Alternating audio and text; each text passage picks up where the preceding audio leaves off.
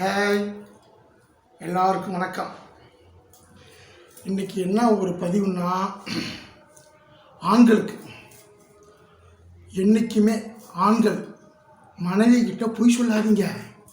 பொய் சொன்னீங்கன்னா மாட்டிப்பீங்க. அவங்க என்ன செய்வாங்க, எப்படியாவது கண்டுபிடிச்சி இப்போ நீங்கள் பொய் சொன்னதை கண்டுபிடிச்சி நம்மக்கிட்டேயே கேள்வி கேட்பாங்க. அதனால் மனைவி கிட்ட மட்டும் பொய் சொல்லிடாதீங்க. கரெக்டாக இருக்கீங்க, அதுமாதிரி பொய் சொல்லிடாதீங்க, தெரியுங்களா? அதே போல் நீங்கள் என்ன செய்யணும்னா, ஆண்களுக்கு சொல்கிற, நீங்கள் கல்யாணத்துக்கு முன்னாடி ஆண்கள் கல்யாணம் பண்ணியிருந்தா கல்யாணத்துக்கு முன்னாடி நீங்கள் என்ன செஞ்சுருப்பீங்க, குழம்பு போல் கொதிச்சிருப்பீங்க. குழம்பு போல் கொதிச்சிருப்பீங்க. ஆனால் இப்போ என்ன செய்யணும், கல்யாணத்துக்கு அப்புறம் நீங்கள் கல்யாணம் பண்ணியிருந்தீங்கன்னா ரசம் கொதிக்க விட மாட்டாங்க. ரசம் அடங்குற மாரி கொதி வரத்துக்கு முன்னாடி அடக்கிடுவாங்க. அதேமாரி நீங்கள் ரசம் போட கொதிக்கக்கூடாது, அடங்கிடணும். குழம்பு போல் கொதிக்கக்கூடாது, ரசம் போல் அடங்கிடணும். தெரியுதுங்களா? என்னங்க பண்ணுறீங்க?